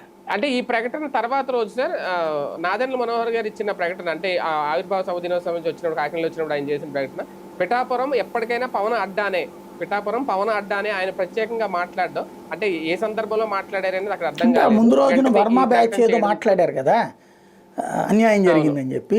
వర్మ కూడా ఏదో అన్నాడు, ఇది మన కర్మ ఇది అన్నాడు అన్నటువంటిది ఏదో కూడా వచ్చింది కదా. అంటే ఇంటర్నల్ ఈ పేపర్లో వచ్చింది కదా, సాక్షి లాంటి దాంట్లో వచ్చింది, సోషల్ మీడియాలో హైలైట్ అయింది. దానికి సమాధానంగా ఈయన చెప్పుకొచ్చింది, ఆయన మనల్ని గెలిపించేది ఏంది. వాళ్ళు ఈవెన్ లెక్క కూడా చెప్తున్నారు కదా, మొదట ఏదో పార్టీ తరపున పోటీ చేశాడు, తెలుగుదేశం తరపున అనుకుంటా. ఓసారి ఓడిపోయిన తర్వాత రెండోసారి టికెట్ ఇవ్వలేదు, వేరే వాళ్ళకి టికెట్ ఇచ్చారని చెప్పి ఈయన ఇండిపెండెంట్గా పోటీ చేశాడు కదా. చేస్తే అప్పుడు గెలిచాడు. ఆ తర్వాత మళ్ళీ పోటీ చేసినప్పుడు ఓడిపోయాడు కదా దొరబాబు చేతిలో. 3 సార్లు టికెట్ ఇస్తే ఒకసారి గెలిచాడు అతను. అట్లాంటి మనిషి పవన్ కళ్యాణ్ నేనే గెలిపించానంటే అంగీకరిస్తాడు పవన్ కళ్యాణ్ ఫ్యాన్స్. ఇంకోటి, పిఠాపురంలో వర్మ గెలిచింది ఎట్లాగా? అక్కడ క్షత్రియులు ఎంతమంది ఉంటారు? 15,000 20,000 ఉంటారు. మరి అక్కడ కాపు ఓట్ బ్యాంక్, కాపులు వర్మని గెలిపించారు. ఇప్పుడు ఆ కాపులు పవన్ కళ్యాణ్ ఓన్ చేసుకున్నారు. ఆ పనిలో గ్రౌండ్ లెవెల్లో అనేక మంది కార్యకర్తలు పనిచేశారు పవన్ కళ్యాణ్కి. ఈయన కూడా పనిచేసి పెట్టాడు, కోఆర్డినేట్ చేశాడు. ఈయన కోఆర్డినేట్ చేసినందుకు ప్రపంచంలో ఎవరికి ఇవ్వనంత గౌరవం ఆయనకి ఇచ్చాడు వర్మకి. వాళ్ళిద్దరితో ఆశీర్వాదాలు తీసుకోవడం, దండం పెట్టడం ఏం ఆషామాషినా? పవన్ కళ్యాణ్ ఒకరికి దండం పెట్టడం అంటే చేశాడు కదా. ఆ గౌరవం ఇక తప్పదు. అతని రాజకీయ కెరీర్ పరంగా వర్మ ఆలోచించుకోవాల్సి ఉంది. ఇక ఆ కూటమిలో అయితే అతను పవన్ కళ్యాణ్ ఉన్నంత వరకే అక్కడ రాదు, వేరే ఎక్కడికి పోవడం అనేది లెక్కలు చూసుకున్న తర్వాత ఇంకా వరంతో పని లేదని ఏమన్నా అనిపించింది? అంతే కదా. ఎప్పుడైనా ఇప్పుడు ఆ రోజునే ఇంకా మనం ఇచ్చిన మాట్లాడుకున్నాం. హామీ కూడా పక్కకి ఎట్లా వెళ్ళిపోద్దా? ఉంటుంది ఇప్పుడు దేవినేని ఉమా బాబు గారు ఇచ్చిన తీసుకొచ్చి హామీ. పెట్టారండి. ఏం హామీ ఇస్తారు? ఏమని ఇచ్చారంట ఆయనకి హామీ? చెప్పనండి ఆయన్ని. నాకు ఎమ్మెల్సీ ఇస్తానని కానీ లేకపోతే మంత్రి ఇస్తానని కానీ ఏమైనా చెప్పాడా? ఏం చెప్తారు? నేను చూసుకుంటాను, మనకు ఆయన గెలిపించడం ముఖ్యం అని చెప్తాడు. పార్టీ నీ పట్ల బాగా జాగ్రత్తగా ఉంటుందని చెప్తారు. అంతేగాని నిన్ను ఎమ్మెల్సీని చేస్తాను, మంత్రిని చేస్తానని చెప్తారా? ఒకే నియోజకవర్గం నుంచి ఇద్దరికి మంత్రులు ఇస్తారా? రెండవది, పవన్ కళ్యాణ్ గెలిపించడం అన్నటువంటి పాయింట్ దగ్గరనే తనంతాను అక్కడ వదులుకోవడానికి సిద్ధపడ్డట్టు. అక్కడ త్యాగజీవి ఆయన. అంతే, త్యాగం. ఎందుకని? పవన్ వచ్చిన తర్వాత రెండోసారికి మళ్ళీ నా నియోజకవర్గం నేను ఎట తిరగలుగుతాడు? ఇప్పుడు అయితే గీతే అదే కూటమిలో ఉంటూనే ఏ కార్పొరేటర్ లెక్కనో, లేకపోతే ఓ రకంగా చెప్పాలంటే ఇప్పుడు అతనేమి వీళ్ళే జనసేన వాళ్ళు అసలు అడుగు కూడా పెట్టనియట్లేదు కదా ఆ యాక్టివిటీస్లో. నువ్వెవడు అని అడుగుతున్నారు కదా. అయితే గీతే వేరే నియోజకవర్గం ఎత్తుకోవాలి, లేదా ప్రతిపక్షంలోకి వెళ్ళి కూర్చోవాలి ఈయన. అంతే కదా. తన దగ్గర సత్తా ఉందనుకుంటే ఇప్పుడు దొరబాబు ఇటు వచ్చేసాడు కాబట్టి అటు పోవాలి వైసీపీకి. అతనికి ఇంకొక ఆల్టర్నేటివ్ లేదు. అంత ధైర్యం చేయగలడా? అంత సీన్ ఉంటుందని నేను అనుకోను. ఎందుకంటే ఇక్కడ మళ్ళీ కూటమి అధికారంలోకి వస్తుంది అనేది కదా నమ్మకం. అట్లాంటప్పుడు అతను ఎట్ట ధైర్యం చేస్తాడు? అయితే ఇక్కడ మరొక అంశం కూడా, నారా లోకేష్ గారు మంత్రి అయిన తర్వాత, విద్యాశాఖ మంత్రి అయిన తర్వాత ఈ 9 నెలల్లోనే విద్యాశాఖలో భారీ మార్పులు ఏమైనా కనిపించినాయా? ఇప్పుడు తాజాగా ఆయన చెప్పుకున్నది నిన్న మండలిలో కూడా ఒక లెక్క చెప్పుకొచ్చారు. పాఠశాలలకు సంబంధించి కొత్తగా ఎన్ని రాబోతున్నాయి, జగన్ హయాంలో ఏం చేశారు, మేమైతే ఎట్టి పరిస్థితుల్లో పాఠశాలను విలీనం చెయ్యం, పాఠశాలను మార్చాం, అవసరమైతే ఇంకా ఆదర్శ పాఠశాలను పెంచుతాం, ఈ లెక్కలు చెప్పుకొచ్చారు. అలాగే ఇప్పుడు యూనిఫామ్లు మారుస్తున్నారు, అన్నీ కూడా. ఓకే, చేంజింగ్ అనేది జగన్ మార్పు కోసం, లేదంటే జగన్ మార్పు, జగన్ ఫోటోలు ఉన్నాయి కాబట్టి వాటిని మార్చడానికని అనుకుందాం. అంతకు మించి ఆశించిన స్థాయిలో, ఊహించిన స్థాయిలో విద్యాశాఖలో మార్పులు అన్న చూస్తుంటే బేసిక్గా ఈయన ఒక మంచి కాన్సెప్ట్ తీసుకొచ్చారు. ఇదివరకు జగనన్న గోరుముద్ద, జగనన్న పుస్తకాలు, జగనన్న అనే కాన్సెప్ట్ నుంచి ఇప్పుడు జగన్కి సంబంధించినటువంటి పేర్లు కానీ, ఈవెన్ బాబు పేరు, లోకేష్ పేరు కూడా పెట్టుకోవట్లేదు. అది మంచి సంస్కృతి. అట్లాగే ఉపాధ్యాయుల బదిలీ లాంటి దాంట్లో ఒక సిస్టంలోకి తీసుకొస్తున్నారు. అంటే సీనియారిటీలు ఇది పెట్టేసేసి మంచి కాన్సెప్ట్ అది. అట్లాగే ఆ భోజనాలకు కూడా డొక్కా సీతమ్మ పేరు పెట్టారు, అది మంచి కాన్సెప్ట్. కాబట్టి ఈయన సంస్కరణ ఈయంది. టోటల్గా ఇవాళకి ఇవాళ ఈయన చేస్తున్నది తప్పని చెప్పడానికి ఏం లేదు, అన్నీ కరెక్టే. అదే సందర్భంలో గతంతో పోల్చుకున్నప్పుడు అది సరిపోతాయా లేదనేది ఇవాళ చెప్పలేదు. ఇప్పుడు వాళ్ళు నాడు నేడు అని, ఐబీ ఎడ్యుకేషన్ అని, సిబిఎస్ఈ ఎడ్యుకేషన్ అని రకరకాలు చేశారు వాళ్ళు. అందులో కొన్ని అన్నీ ఒకేసారి చేయడం వల్ల సమస్య కూడా అయింది. పాఠాలు చెప్పడం చేతకాక టీచర్లు తిరుగుబాటు చేశారు. ఇప్పుడు ఆ టీచర్లకు వెసులుబాటు అవన్నీ లేవు కాబట్టి. But at the same time వీళ్ళు ఆ బ్యాగ్ మీద సర్వేపల్లి రాధాకృష్ణన్ గారి బొమ్మ కానీ, పుస్తకాల మీద ఏ పేర్లు బొమ్మలు లేకుండా చూసుకోవడం కానీ బాధ్యతగా చేసుకొచ్చారు. దాని పేరు ఏమంటారు, పేర్ల పిచ్చ లేకుండా జాగ్రత్త పడ్డారు. ఆ విషయంలో హ్యాపీ. సంస్కరణలు కరెక్ట్. ఈ సంస్కరణల ఫలితం ఎట్లా ఉంటుంది అన్నట్టు నెక్స్ట్ వచ్చే ఫలితాల మీద ఆధారపడి ఉంటుంది. కానీ తల్లికి వందనం ఫీజు రీఎంబర్స్మెంట్ విషయంలో ఓకే, ఇప్పుడు చెప్పారనుకోండి, నిన్న కూడా రేపు మార్చి నుంచి ఇచ్చేస్తాం అనేది, ఏప్రిల్ నుంచి. అంటే 1 సంవత్సరం లేట్ అయింది అనే విషయంలో అదొక రిమార్క్గా చూస్తారా భవిష్యత్తులో? లేదు అమలు చేశారు లేట్ అయినా అనేది ఏమైనా ఉంటుంది? 1 సంవత్సరం నష్టపోయినట్టు పిల్లలు ఆ డబ్బులు ఇస్తామని కూడా ఏం చెప్పట్లేదుగా బేసిక్ లేదు. దెన్ 1 సంవత్సరం నష్టపోయినట్టు, తల్లికి వందనం వీళ్ళు నష్టపోయారు, విద్యా దీవెన వాళ్ళు నష్టపోయారు. ఇప్పుడు వాళ్ళు ఇస్తామంటున్నటువంటిది ఏంటి, నెక్స్ట్ ఇయర్ కరెక్ట్గా ఇస్తామంటున్నారు, అంతే కదా. ఇంకోటి, ఇది జగన్ టైంలో పెట్టిన బకాయిలు నిదానంగా తీరుస్తామన్నారు. మరి అదే కదా చంద్రబాబు టైంలో ఆయన నిదానంగా తీరుస్తుంటే ఒప్పుకోలేదు కదా మనం, బిల్లులు ఎందుకు ఇవ్వవు అది ఇది అన్నాం కదా. కాబట్టి అది నడుస్తుంది. అయితే ఇక్కడ అసలు పాయింట్ అలా జగన్ రైట్ చేసిన పాయింట్, ఇక్కడ కీ పాయింట్. మా టైంలో 3,900 కోట్లు పడింది, 2,701, 1,101, 3,800 ఎంతో చెప్పుకొచ్చాడు. ఏది ఫీజు విద్యా దీవెన ప్లస్ వసతి దీవెన కలిపి. ఇప్పుడు వీళ్ళు 2,600 కోట్లే బడ్జెట్లో పెట్టారని చెప్పాడు. దానికి క్లారిటీ ఇవ్వలేదు వీళ్ళు. మేము అందరినీ చూసుకుంటా ఉన్నారు కానీ క్లారిటీ ఇవ్వాల. పోనీ ఈ ఏడాది కేవలం 750 కోట్లు ఇచ్చామని అఫీషియల్గానే అసెంబ్లీలో చెప్పారు కదా. అంటే విద్యా దీవెన ఇప్పుడు అమ్మఒడే కాదు ఇవ్వండి, విద్యా దీవెన కూడా ఇవ్వలేదండి కదా. అవును అవును మరి అది పెద్ద దెబ్బ కదా. దానికి ఈ ఏడాదన్నా మరి 2600 ఇస్తారంట. ఒక ఏడాది పోయి 2600 కోట్లు ఇస్తే ఏమవుతున్నట్టు అది? అది ఇప్పుడైతే ప్రారంభమైంది, వచ్చే ఏడాదికి ఒక క్లారిటీ వస్తుంది. అవును. కానీ బాగా ఈ జగన్మోహన్ రెడ్డి అధికారం దిగిపోయిన తర్వాత సిక్కీ ఒప్పందం విషయంలో విద్యుత్ కొనుగోలుకు సంబంధించి చాలా ఆరోపణలు చేశారు. ఓకే, ఆయన కోర్టు కొడాలి, ఇదంతా జరిగింది. కానీ తాజాగా నిన్న సభలో సిక్కీ ఒప్పందం రద్దు చేయడం కుదరదు అంటూ చంద్రబాబు గారే అంగీకరించడం, ఇదొక కాన్సెప్ట్. ఎందుకంటే ఇది కూడా సోలార్ పవర్ సంబంధించింది కాబట్టి. ఇదే నేపథ్యంలో సూర్య గారి విషయంలో కూడా మేము చాలా స్ట్రాంగ్గా ఉన్నామని చెప్పే ప్రయత్నం. ఇప్పుడు నియోజకవర్గంలో 10,000 ఇళ్ళకి ఖచ్చితంగా ఇప్పుడు ఈ పథకం అమలు చేయాలి అని చూడడం ఎలా చూడాలి? ఇప్పుడు సెకీ ఒప్పందం రద్దు కాదు అనేది నేను మొదటి నుంచి చెప్తున్నా. ఎందుకంటే ₹2.49 కంటే కరెంట్ తక్కువకి ఇచ్చే మగాడు ఎవడున్నాడు? ఇస్తే చూపించు. నువ్వు రాధాకృష్ణ గారినే ఇవ్వమనండి, లేదా ఈనాడినే ఇవ్వమనండి. ₹2.48 ఇవ్వమనండి, 48 పైసలకి ఇవ్వమనండి, పర్లేదు. అమ్మ పెట్టదో అడుక్కు తిననివ్వదని శుభ్రంగా ఇస్తున్న దాన్ని బురద చల్లారు, విషం చిమ్మారు, అదానీని దొంగం చేశారు. ఫైనల్గా ఏమైంది? అదే కంటిన్యూ అవుతుంది. రెండోది, అదానీతో ఏంటి సంబంధం? అది సెకీ అనేది సెకీకి అదాని ఇస్తాడు, దాంట్లో ట్రాన్స్పోర్టేషన్ ఖర్చులు కూడా లేకుండా ఇస్తామని అదే చెప్పింది. దాని ఆంధ్రాకి బెనిఫిటే కదా, అదే కదా జగన్ మొదటి నుంచి చెప్తోంది. దాన్ని అతను వేసిన ప్లాన్ ఏంటి?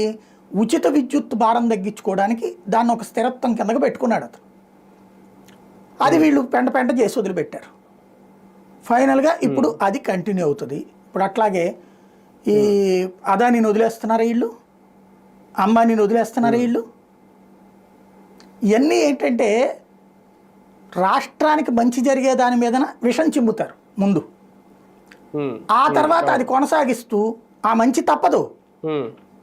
అది మేమేదో జాలితలు ఇచ్చేస్తున్నారు, లేకపోతే కానీ గత్యంతరం లేక చేస్తున్నారు అన్నట్టు చెప్తారు మంచి జరుగుతున్న దాన్ని. అది విచిత్రం అన్నమాట ఇక్కడ. ఇదే జరుగుతుంది.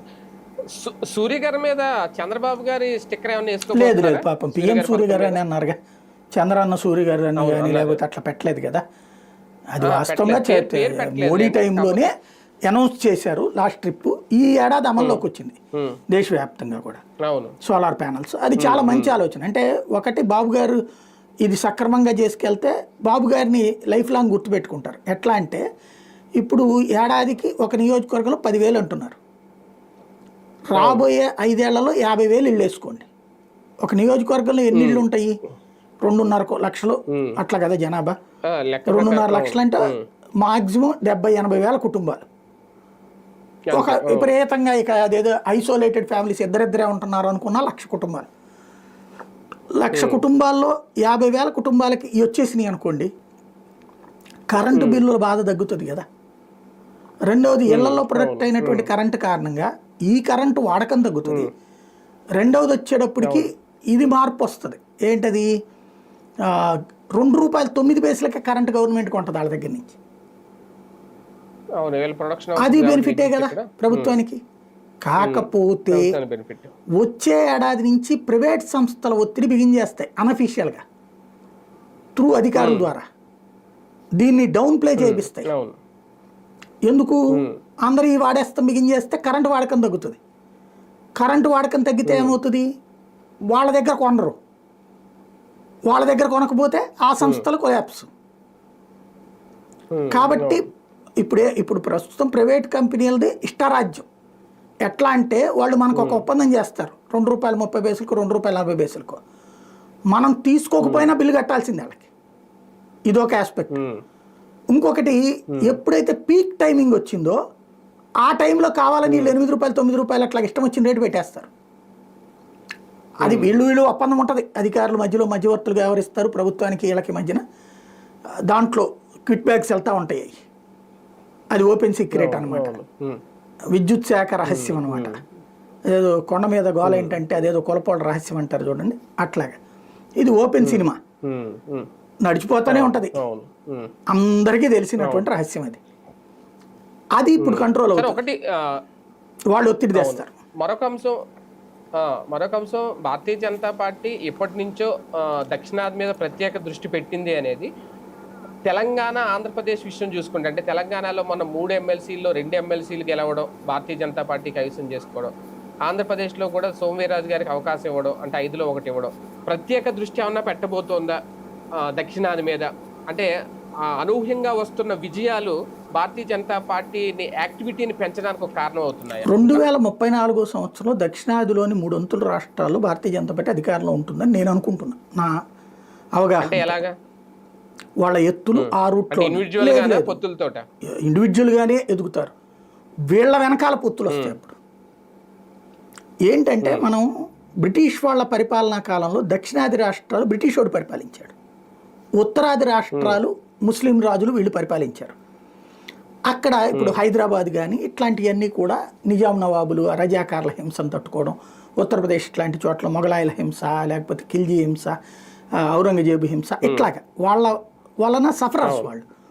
కాబట్టి తాతల నాటి నుండి అక్కడ హిందుత్వ సెంటిమెంట్ అనేది కడుపులో ఉంటే దాన్ని చల్లారుస్తూ వచ్చింది కాంగ్రెస్ పార్టీ దశాబ్దాల పాటు తన అధికారంలోకి వచ్చాక కూడా.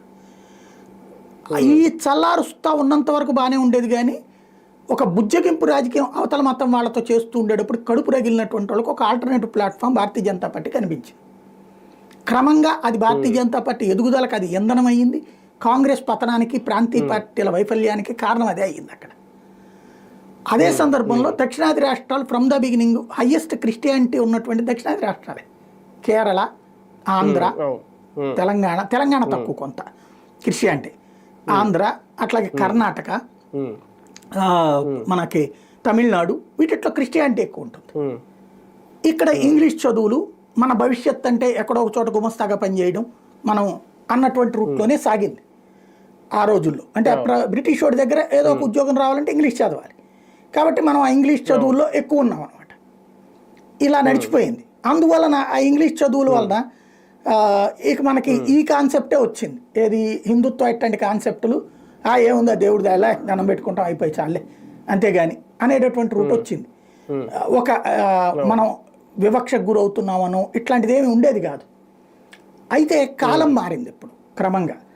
ఇప్పుడు జరుగుతున్నటువంటి ముస్లిం సంతుష్టీకరణ, క్రైస్తవ సంతుష్టీకరణ వరకు బాగానే ఉంది, కానీ హిందువుల్ని వేధించడం, అవమానించడం లాంటి చర్యలు, లైక్ మొన్న ఎవరో భజన చేయాలంటే అక్కడ ఉన్నటువంటి పక్కన నమాజ్ చేసుకునే వాళ్ళకి ఫీల్ అవుతారు కాబట్టి ఆగండి అని చెప్పేటటువంటి కాన్సెప్ట్ ఏదైతే ఉందో, లేదా రాయచోట్లో జరిగినటువంటి సంఘటన లాంటివి ఏవైతే ఉన్నాయో, మొన్న అక్కడ తెలంగాణలో ఏదో శివాలయం దగ్గర జరిగినటువంటి ఇష్యూస్ కావచ్చు, ఇది హిందువుల్లో ఒక చైతన్యం, అంటే నార్త్ ఇండియన్ చైతన్యం క్రమంగా సౌత్ ఇండియాకి పాకింది. వీళ్ళందరూ బీజేపీని అధికారంలోకి రానివద్దని కోరుకునేది అందుకే. అది ఒకసారి బిగిన్ అయిందంటే అదో ప్రవాహంలాగా వచ్చేస్తుంది, లావాలాగా కమ్మేస్తుంది. అది ఇప్పుడు ప్రారంభమైంది, పబ్లిక్లో ఒక ఆలోచన ప్రారంభమైంది. అంటే నువ్వు ఒక మతాన్ని బుజ్జగించడం ప్రారంభించినప్పుడల్లా మెజారిటీ వర్గంలో ఆవేదన పెరుగుతుంది. ఇది వీళ్ళు అలాగని చెప్పేసి మెజారిటీ వర్గానికి అనుకూలంగా ఉంటారంటే ఉండరు వీళ్ళు. మళ్ళీ మైనారిటీ ఓట్లు అయితే సాలిడ్గా వస్తే మనం అది కోల్పోతామని ఫీల్ అవుతుంటారు. కాబట్టి అక్కడ కాంగ్రెస్ పార్టీ కర్ణాటకలోనైనా తెలంగాణలోనైనా హిందువుల్ని కాసింత ఏడిపించి ముస్లింలని సంతుష్టీకరించడం, ఆంధ్రప్రదేశ్లో తమిళనాడు లాంటి చోట్లన జరుగుతున్నటువంటి చూస్తున్నాం, కేరళలో జరిగేటటువంటి ఈ పరిణామాలన్నీ కూడా హిందువుల్లో ఒక చైతన్యం. ఇవాళ నేను అబ్జర్వ్ చేస్తే చాలా చోట్ల ఈ పోస్టులను వచ్చింది, నేనే చూడలేదు ఇన్ని ఇన్సిడెంట్ జరిగినాయి అనేది, ఎక్కడెక్కడ ఏమేంటి జరుగుతున్నాయి అన్నటువంటి. ఇప్పుడు కాశీనాయన క్షేత్రం ఉంది, నాకు కనీసం 15,000 మంది పంపించుంటారు. లేకపోతే మన అయ్యప్ప స్వామి బస్సు మీదన, అయ్యప్ప లలితన బస్సు మీదన రాళ్ళదాడి, నేను ఆ రోజున వీడియో చేసేస్తాం, మర్చిపోతాం మనం, బట్ ఒక లిస్టు తయారు చేసి మరి గుర్తు చేస్తున్నారు వీళ్ళు. ఇది మొదట్లో బాగానే ఉంటుంది, క్రమంగా ఇది పెరుగుతుంది. ఇంకోటి, భారతీయ జనతా పార్టీ ఇదివరకడికి మళ్ళీ ఎయిదర్ ఏదో ఒక పార్టీగా మనం ఉంటే చాలే అనుకునే మెంటాలిటీ కాదు ఇప్పుడు. ఎయిదర్ 1 or 2లో మనం ఉండాలని కోరుకుంటుంది. అధికారంలో ఉండాలని, ప్రతిపక్షంలో ఉండాలి. మొన్ననే ఒరిస్సా కొట్టేశారు, కర్ణాటక ఈసారి కొడతారు, ఆల్రెడీ ఇప్పుడు ప్రతిపక్షంలోనే ఉన్నారు అక్కడ. తమిళనాడులో రేపు ఏఐఏడిఎంకేతో కలిసి వెళ్ళొచ్చు, ఇక్కడ కూడా తెలుగుదేశం జనసేనలతో మళ్ళీ కలిసి వెళ్ళొచ్చు. కాకపోతే షేర్ ఎక్కువ అడుగుతారు ఈ దఫా. 34కి వచ్చేటప్పటికి మాత్రం పవర్ కోసమే చూస్తారు అప్పుడు మేబీ. కానీ ఒకటిసారి ఇందులో పాయింట్ ఏంటంటే మీరు చెప్పిందే, ఎందుకంటే నేను డైరెక్ట్గా కూడా బయట కూడా చూస్తున్నాను, నేను డైరెక్ట్గా చూస్తున్నాను కాబట్టి చెప్తున్నాను. భారతీయ జనతా పార్టీ అధికారంలోకి రావడం వేరు, మిగిలిన పార్టీలు అధికారంలోకి రావడం వేరు ఏమో అనేది ఒక ఉద్దేశం. ఎందుకంటే బీజేపీ డెవలప్ అయ్యే కొద్దీ కూడా నేను ఈవెన్ మొన్న శివరాత్రి సందర్భంలో అది కూడా చూసాం. ఈ ఆర్ఎస్ఎస్ కార్యకర్తలు హిందుత్వంలో పొద్దున్నే రావడం, రోడ్ల మీద వాళ్ళు ఈ జెండాలు పట్టుకొని తిరగడం, ఒక యాక్టివిటీ గతంలో లేని యాక్టివిటీస్ ఇప్పుడు కనిపిస్తున్నాయి. అంటే మిగిలిన పార్టీలు ఉంటే ఇవి ఉండవా అంటే నాకు తెలిసి అయితే మరి ఉండవు, అంటే మరి ఈ స్థాయిలో ఉండవేమో. ఇది ఒక రకంగా బీజేపీకి ప్లస్సా భవిష్యత్తులో? బేసిక్గా మనం అబ్జర్వ్ చేయాల్సింది ఏంటంటే బీజేపీని ఆర్ఎస్ఎస్ ఇది ఆర్గనైజ్ చేయట్లేదు. నేను మొన్న మా ఏరియా కాస్త ఎక్కువగా లేబర్ ఉంటారు, పక్కనే మిడిల్ క్లాస్ మాలాంటి వాళ్ళం ఉంటున్నాం. అక్కడ ఈ వినాయక చవితి కానీ లేకపోతే దసరా కానీ భారీగా చేస్తున్నారు. చేస్తున్నటువంటి వాళ్ళు పేదలు ఎక్కువ ఉంటున్నారు. నేను అట్లాగా ఉన్నటువంటి వాళ్ళు పలకరించి నమస్తే అన్న అంటేను, ఏందబ్బా మీరందరూ ఇవన్నీ చేస్తున్నారు, ఎవరన్నా ఆర్ఎస్ఎస్ వాళ్ళు వచ్చారా, బీజేపీ వాళ్ళు వచ్చారా మీ దగ్గరికి అంటే, ఎవడన్నా నా కొడుకులు ఇదే ముక్క అన్నాడు. వాళ్ళెవరన్నా మా సందులో 20 ఇళ్ళు ఉంటాయి అన్న, నీకు తెలుసు కదా. ఆ 20 ఇళ్లలో ఒకళ్ళ దగ్గరకు వచ్చి మొదట్లో కూటమికి కూర్చునేవాళ్ళు అన్న, ప్రార్థన చేసుకునేవాళ్ళు. ఆ తర్వాత రోడ్డు అంతా ఆక్యుపై చేసుకుని కూర్చుంటున్నారు, రోడ్డు మీదనే ఎట్టు కూర్చుంటున్నారు. వారం ఇది కంపల్సరీగా. అట్లాగే పక్కన మసీదు నుంచి మాకు పెద్దగా సౌండ్ వస్తూనే ఉంటుంది అన్న, రోజుకి 5 సార్లు. అదే మేమందరం హిందువులు అనే సంగతి మర్చిపోవాలి కదన్న, ఎందుకు మర్చిపోవాలనిపిస్తుంది మాకు కూడా. కాబట్టి మేము ఈ పని చేస్తున్నాం. వినాయక చవితి అప్పుడు, దసరా అప్పుడే కదా అంటే, మరి ఇంట్లో దండం పెట్టుకుంటున్నాం, ఇప్పుడు ఖచ్చితంగా పెట్టుకుంటున్నాం అన్న. రోడ్డు గుడికి వెళ్తున్నాం అన్న, ఓ రోజునన్నా 10 రూపాయలు అయ్యి 10 రూపాయలు వెళ్ళి వస్తున్నాం అన్న. ఎందుకు వచ్చిందంటే వాళ్ళల్లో ఉన్న కమిట్మెంట్ చూసి వీళ్ళకి వచ్చింది ఆ చైతన్యం. కాబట్టి ఇది ఈ జెండాలు పట్టుకు తిరుగుతుంది వాళ్ళు కాదు. ఇప్పుడు శోభ మొన్న హైందవ శంకరావుని చూసాం మనం, ఎవరు పట్టుకొచ్చారు వాళ్ళని?